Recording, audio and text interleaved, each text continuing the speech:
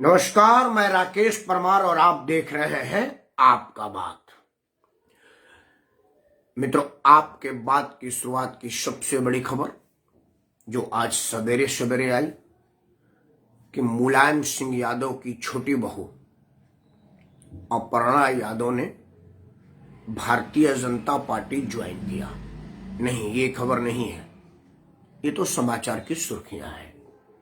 और मैं तो हमेशा कहता हूं कि जो कहीं नहीं है वो मेरे पास है।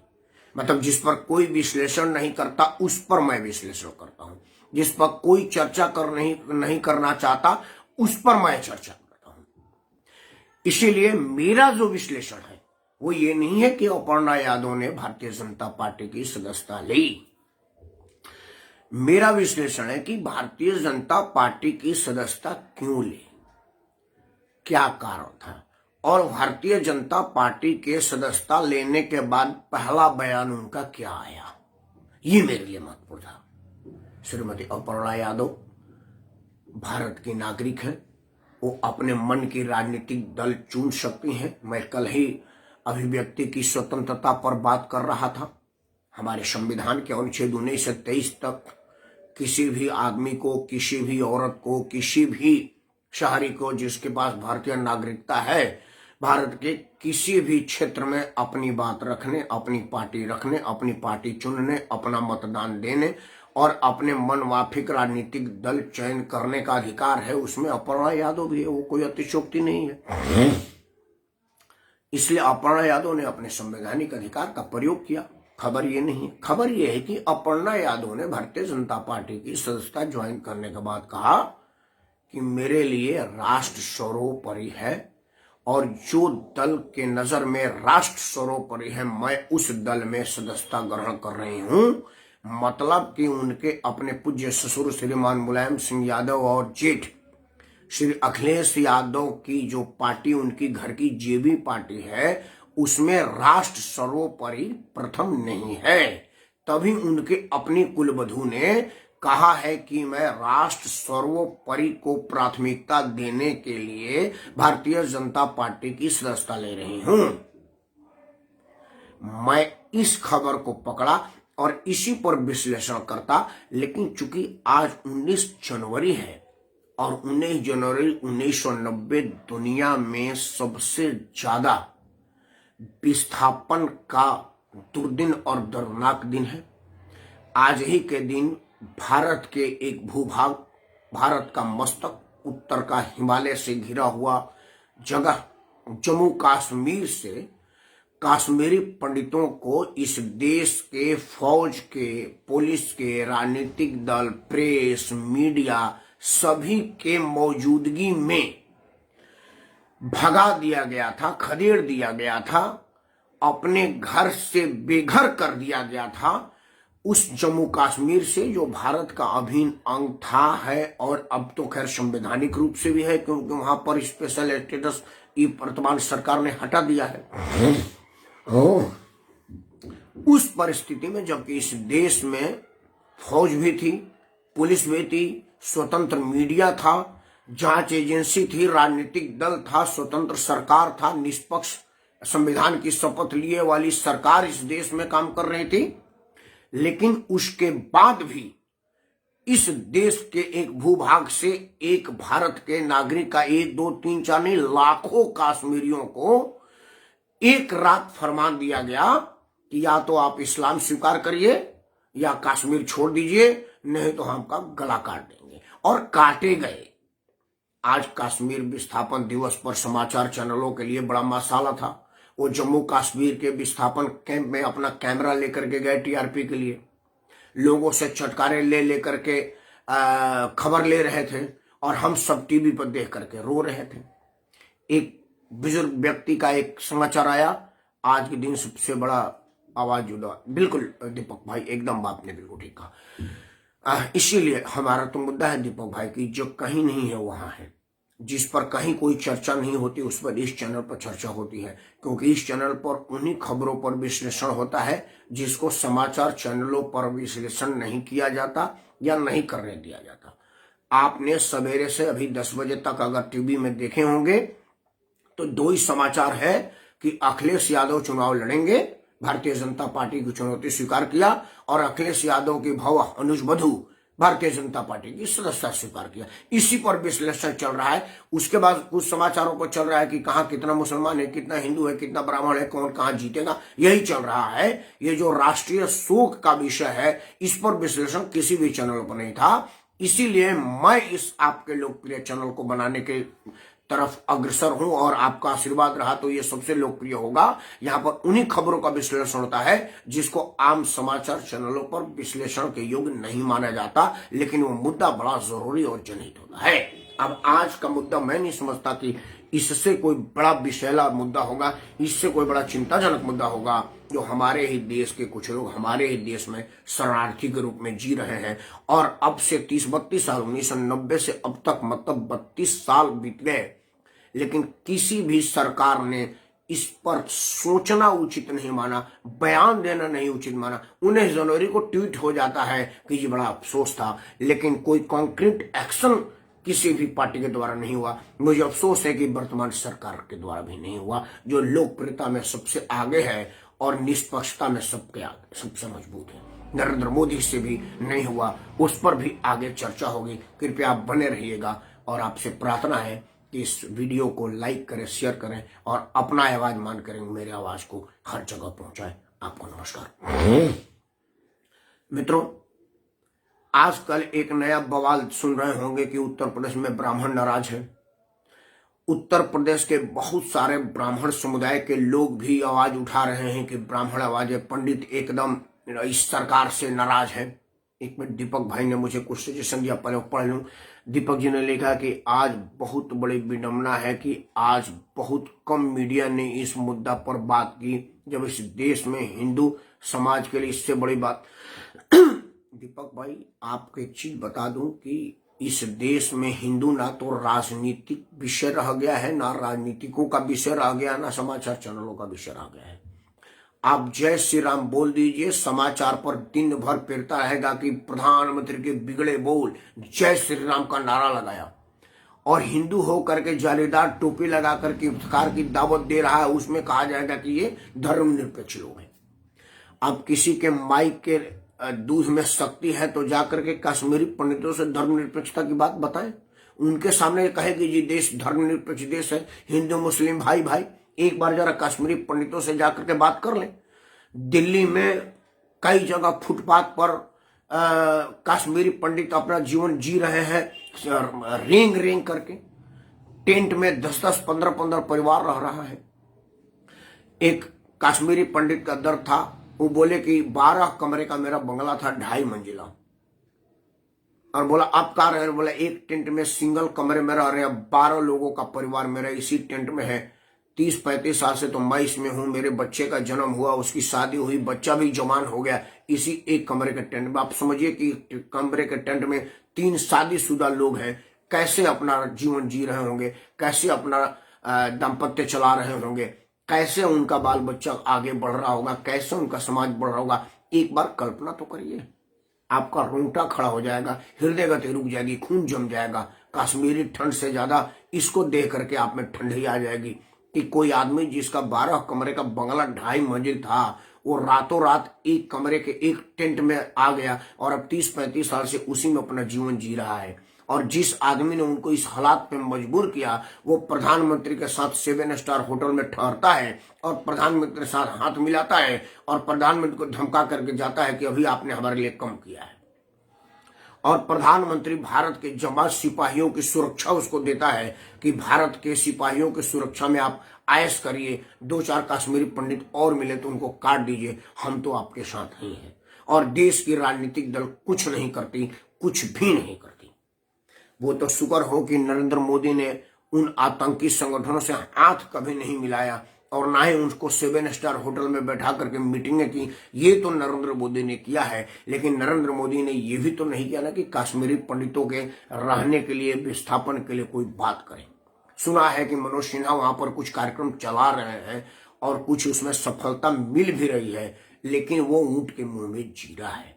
जब तक सारे कश्मीरी पंडित अपने अपने घरों में शान से और इज्जत से चले नहीं जाते और उनके विरुद्ध आवाज उठाने वाले जब तक योगी आदित्यनाथ जी की तरफ से उनकी गाड़ी पलट नहीं जाती और उनका मनोबल नहीं पलट जाता, तब तक नरेंद्र मोदी का होने का कोई मतलब नहीं है।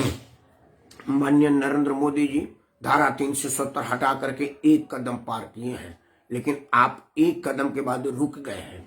एक कदम आगे बढ़ा करके रुक जाने को दौड़ में विजय नहीं माना जाता जब तक आप विजयी पोस्ट को पार न कर जाए। और आपका विजय पोस्ट कश्मीर के लिए यह है कि कश्मीरी पंडित अपने अपने घरों में 1990 से पहले वाली स्थिति में सुख चैन और आनंद से रहें, तब आपके होने का मतलब है, नहीं तो आपका भी होने का कोई मतलब नहीं है।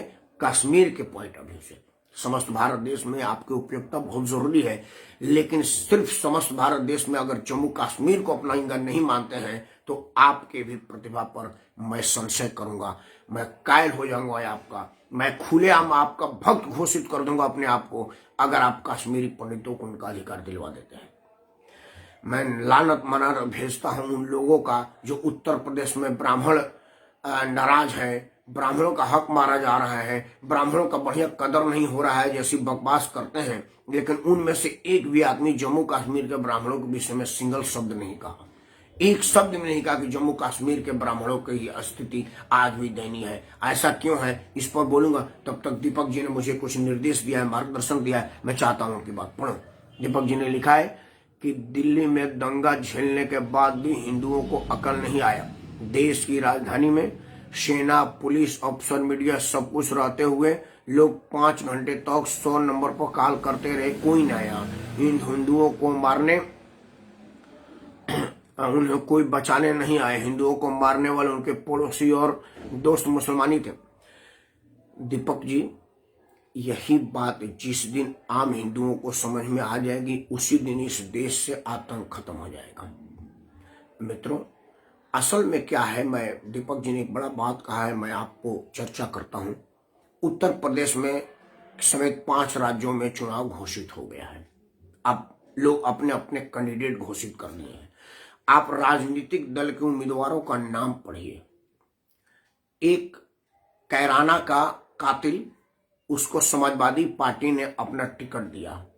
पुलिस के खाते में भगोड़ा था, पुलिस उसको खोज रही थी। जब वो चुनाव का पर्चा भरने गया तो पुलिस उसको कलेक्टर के ऑफिस के बाहर गिरफ्तार की, क्योंकि उसके पहले वो फरार चल रहा था। उसका अपराध क्या था कि उसने कैराना में हिंदुओं को मार के, काट के, बच्चियों को बलात्कार करके, उनके साथ उनको दंगा फसाद करके मजबूर कर दिया था कि कैराना के लोगों को कहना पड़ा कि ये मकान बिकाऊ है, कोई औने पौने दाम में लीजिए और हम यहाँ से जा रहे हैं। तब भी कोई खरीदने नहीं आया, क्योंकि उनको कश्मीर का वो घटना याद था कि ये चले जाएंगे तो हम मुफ्त में कब्जा कर लेंगे, जैसे कश्मीरी पंडितों का घर वहां के आतंकियों ने कब्जा कर लिया। उसी वजह से कोई उनको खरीद नहीं रहा था और लोग मजबूरी में अपने ही घरों में पलायन को मजबूर हो गए थे। वो तो भगवान का भक्त, ईश्वर की कृपा हुई और पूज्य योगी आदित्यनाथ जी की सरकार उत्तर प्रदेश में आई और कैराना वासियों को भरोसा दिलवाया कि आप आइए, हम देखते हैं कि आपके साथ कौन ऊंची आवाज में बात करता है। मारने की तो बात ही छोड़िए, योगी जी की पुलिस और योगी जी की सख्त रवैये से वहां के दंगाइयों को लगा कि योगी जी मारते कम घसीटते ज्यादा है, और मारेंगे और मारने का गोली का खर्चा भी उसी से लेंगे जिसको मारना पड़ रहा है। वैसा उन्होंने साबित किया है। योगी आदित्यनाथ की पुलिस ने जिन जिन गाड़ी पलटी, वो गाड़ी के मेंटेनेंस का खर्चा भी उन्हीं से लिया गया जिनके लिए गाड़ी पलटवाया गया था। मतलब एक तो वो गाड़ी पलटने से जान से गए और बाद में वो गाड़ी को जो बनाने में खर्चा लगा वो उन्हीं से वसूला गया। तब जाकर के लोगों को लगा कि यार ये योगी बाबा हैं, ये मारते भी हैं, घसीटते भी हैं, और मारने में जो मेहनत लगता है, पुलिस का एनर्जी खर्चा करते, उसका पैसा भी वसूलते हैं। तब जाके कैराना में कांप करके लोग थर्राए और जाकर के कैराना वाले अपनी इज्जत से जीवन जीने लगे।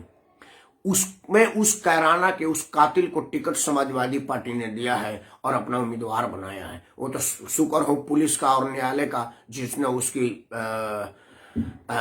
उम्मीदवारी को रोक लगा दिया।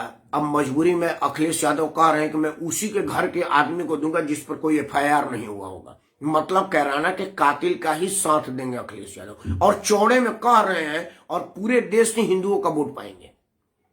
ये जितने हिंदू विरोधी लोग हैं वो हिंदुओं के वोट से ही आगे बढ़ते हैं। बस उन्हें जात पात की जहर आप में घोल देनी है कि तुम सिंह हो, मैं अनुसूचित हूं, मैं दलित हूं, मैं पिछड़ा हूं, मैं फलाना हूं, मैं ढिमका हूं। उदाहरण देता हूं, स्वामी प्रसाद मौर्य 5 साल तक खूब मलाई चाटे, खूब लूटपाट मचाने का प्रयास किए।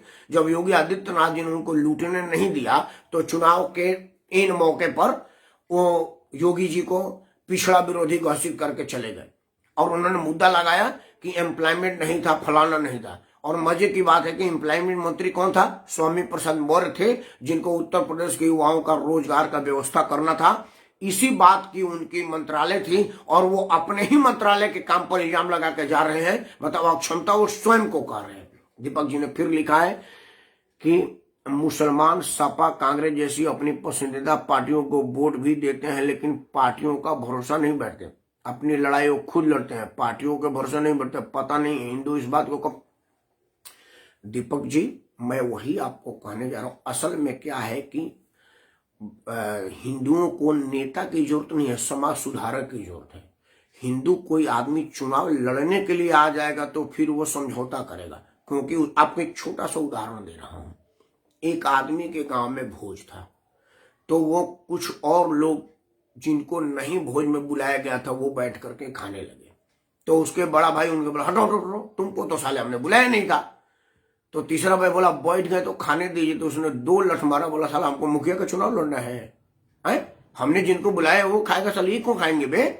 मतलब कि उनको राजनीति करना है तो वो राजनीति के लिए कहीं दबाव महसूस करेगा।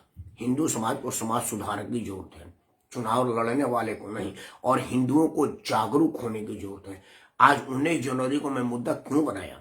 दीपक सिंह हिंदू सुन रहे हैं और कोई हिंदू सुन रहा है। कितने लोगों को, मुझे नहीं लगा कि दीपक सिंह का उम्र देख करके लग रहा है कि 1990 के बाद का जन्म होगा। आप 90 की दम को टीवी में देखे होंगे, समाचारों में देखे होंगे, आपको लाइव पता नहीं चला होगा। तो आप भी उसी श्रेणी में है कि आप सुन के दर्द महसूस किए हैं। कल्पना कीजिए कि जिन लोगों ने खुद दर्द महसूस किया है, क्या वो कभी हिंदू मुस्लिम एकता की बात सुन पाएंगे? दीपक जी, दिल्ली में जिन लोगों के घरों को जला दिया गया है, क्या उनसे कभी हिंदू मुस्लिम एकता की बात की जाएगी तो वो सुनेंगे, ये समझेंगे? ये इस देश की सबसे बड़ी साजिश है कि जब कहीं मुसलमान का आतंक खुल जाता है तो उसमें से 2 लोग आके कहते हैं कि ये 2 बिगड़े लोग थे, बाकी तो हम गंगा जमुना संस्कृति के रहने वाले हैं। लेकिन जैसे वो कुछ वर्चस्व में आते हैं तो कहते हैं कि हिंदू को तो जजिया देना ही पड़ेगा, नहीं तो हम कत्लेआम मचा देंगे। और इस देश की राजनीति नपुंसकता के इस हद तक जा चुकी है कि वो अभी भी मुसलमान के सामने नपुंसक ही है, वो चाहे मोदी हो या योगी हो। मोदी योगी ने जरूर गुंडों को नियंत्रण किया है, कुछ माफियाओं पर कंट्रोल किया है, लेकिन आज भी आम मुसलमान उनके सामने नतमस्तक ही योगी है। पता ना वो कौन सी निजाम आएगी जो गुंडा को गुंडा के रूप में देख करके सजा देगी, हिंदू मुसलमान के रूप में नहीं देगी। तब जाकर के होगा। आज भी मुसलमान जो चाहता है वो करता है और जितनी ज्यादा आतंक मचाने की सोचता है वो आतंक मचाता है। योगी आदित्यनाथ जी पे कुछ सुधार हुआ है, आदित्यनाथ जी का दबाव कुछ आतंक और गुंडे माफियाओं पर पड़ी है, लेकिन योगी आदित्यनाथ पर पार्टी की इतना ज्यादा दबाव है कि वो खुल करके बैटिंग नहीं कर पाते हैं।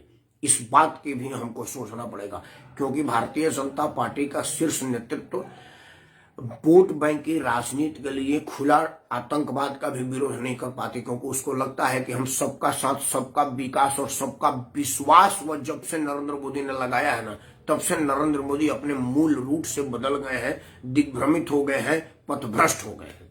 मैं बड़ी साफ और सीधा समझ, जब तक नरेंद्र मोदी सबका साथ सबका विकास तक थे तब तक तो ठीक था, लेकिन जिस दिन सबका विश्वास जुड़ा तब वो अपने मूल कैडर के विश्वास के साथ विश्वासघात कर रहे हैं। और ये जब तक होगा नरेंद्र मोदी पर ये कलंक लगा ही रहेगा। इसीलिए लोग आज मोदी से ज्यादा योगी पर भरोसा करने लगे हैं, बल्कि वो आसाम के मुख्यमंत्री पर करने लगे हैं कि अब अगला हिंदू हृदय सम्राट का तगमा या तो पूज्य योगी आदित्यनाथ जी या फिर आसाम के मुख्यमंत्री जी, क्योंकि ये लोगों ने साफ साफ अपना स्टेटमेंट दिया है कि हम इस देश में देश विरोध को किसी भी रूप में बर्दाश्त नहीं करेंगे। आपको वोट देना है, आपको वोट नहीं देना है, डिसीजन योर्स, लेकिन हम देशभक्त लोग हैं और हम देश को सर्वोपरि मानते हैं। मित्रों, 19 जनवरी की घटना जिन जिन लोगों को पता है उन्हें धर्मनिरपेक्षता पर बार बार सोचने की जरूरत नहीं। वो सोच चुके हैं कि धर्मनिरपेक्षता एक छलावा है। लेकिन जो लोग 90 के बाद जन्मे हैं, मेरे फेसबुक पर बहुत सारे ऐसे लोग हैं जो 90 के बाद जन्मे हैं और उनको फिजिकली नहीं, आंखों देखा नहीं घटना मालूम है, वो फेसबुक, व्हाट्सएप और सोशल मीडिया से जानते हैं। तो उनको लग रहा होगा कि भाई थोड़ा हुआ होगा। उनके लिए वीडियो बंद करने से पहले, सिर्फ वीडियो आज बहुत लंबा नहीं करूंगा, छोटा वीडियो, बस एक बात बता देता हूं मित्रों। अंतिम बात बोल रहा हूं आज की वीडियो का कि 19 जनवरी को इस देश में सेना भी थी, मिलिट्री भी थी, पक्ष विपक्ष के राजनीतिक दल भी थे। लेकिन हमारे देश के भूभाग से रातों रात फरमान जारी कर दिया गया कि चूंकि अब हम बहुमत में आ गए हैं। एक बात यहाँ ध्यान लेने वाली है कि कश्मीर हिंदू बहुल इलाका था, मुसलमान तो वहां था नहीं। कबाली के रूप में बकरी चराते हुए कुछ मुसलमान आए और वहां के डोगरा महाराज ने कहा कि कोई बात नहीं, हम उदार दिल के लोग हैं, इनको रहने दिया जाए। और उन्होंने उनको बकरी चराने के लिए अपना चारागाह दे दिया। वहीं वो बकरी के बच्चा कम पैदा करते थे, खुद ज्यादा करते थे। और करते करते स्थिति ये आई कि वहां पर उनकी संख्या कुछ बढ़ी और जैसी संख्या बढ़ी उन्होंने हिंदुओं को मारना, पीटना और घर से बेदखल करना चालू कर दिया। हर दूसरे तीसरे दिन किसी न किसी का कत्लेआम कर देते थे ताकि लोगों में दहशत हो। उसके बाद भी जब हिंदुओं ने दहशत नहीं झेला, दर्द नहीं बर्दाश्त किया, तो वो रातों रात गोली बंदूक और जो जिनके पास असलहा था वो सब लेकर के हिंदू घरों पर टूट पड़े और फरमान जारी किया कि आपके पास दो ऑप्शन है, या तो आप मुसलमान बन जाइए, या कश्मीर छोड़ दीजिए, या जान से जाइए। तीनों ऑप्शन में से जिनको जान छोड़ना लगा वो मारे गए, जिनको कश्मीर छोड़ना लगा वो विस्थापित हो गए, और जिन लोगों को वहां रहना पड़ा वो अपना जान से गए। ऐसी विभत्स स्थिति थी। जहां भी इस तरह की कोई सीन आते हैं, जहां भी एक तमिलनाडु में घटना हुआ कि तमिलनाडु के एक जगह है जहां पर एक मंदिर है, सैकड़ों साल से वहां पर पूजा होता है। मुसलमानों ने कहा कि अब चूंकि हमें यहाँ पर 20% से ज्यादा हो गए हैं और हमारे भावना का ध्यान रखते हुए अब पूजा बंद किया जाए, क्योंकि यहाँ पर पूजा में जो शोभा यात्रा निकलती है उसमें हमारे कानों में राम धुनी सुनाई देती है, बंद किया जाए। और बड़ी मजे की बात है कि वहां उन्होंने कोर्ट तक चले गए और कोर्ट भी कहा कि भाई इसको देखा जाए, और वहां की सरकार ने कहा कि जी हाँ, यह जरूरी है, भावना का ख्याल रखते हुए पूजा को हम बंद कर देंगे। ये शुरू हो गई है। केरल में एक चर्च में जाने के लिए रास्ता चौड़ीकरण किया गया, तो वहां सैकड़ों साल पुराने एक मंदिर को ढहा दिया गया। मंदिर का दोष इतना था कि उसके पीछे एक चर्च था और रास्ता थोड़ा सा और चौड़ा करना चाह रहे, मतलब उस रास्ते से ट्रक बस सब कुछ जा रहा था, लेकिन फिर भी मस्जिद के सामने मंदिर पड़ रही थी और चर्च के सामने, और पादरियों को लगा कि भाई हमारे सामने मंदिर बिल्कुल नहीं चाहिए, चाहे वो सैकड़ों साल पुरानी हो। हालांकि वो चर्च अभी बाद में बना था, 10-20 साल का चर्च था, लेकिन सैकड़ों साल वाले मंदिर को गिरा दिया गया। और एक आदमी केरल में और तमिलनाडु में इस बात का विरोध नहीं कर सका कि पुरानी मंदिर को बुलडोजर क्यों कर दिया गया, क्योंकि वो सब लोगों को धर्मनिरपेक्षता प्यारी थी।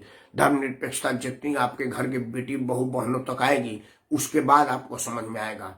इसके पहले कि वो सब आपके घर में आ जाए कश्मीर की तरह, समझ जाइए। और सबसे बड़ा बात कि जात पात को जब तक आप नहीं भूलिएगा तब तक आप हिंदू नहीं बनिएगा। और उत्तर प्रदेश के चुनाव में कश्मीर की घटना को नहीं बताया जा रहा है, घटना बताया जा रहा है कि हम दलित हैं, हम पिछड़े हैं, हम स्वर्ण हैं और हम इनके साथ नहीं है, हमारे साथ नहीं हो सकता। ये ध्यान रखिएगा कि कश्मीर में सभी पंडितें थे, लेकिन मुसलमानों ने सबका कत्लेआम कर दिया। तो जिस दिन उनकी मन आएगी वो आपको कर देंगे।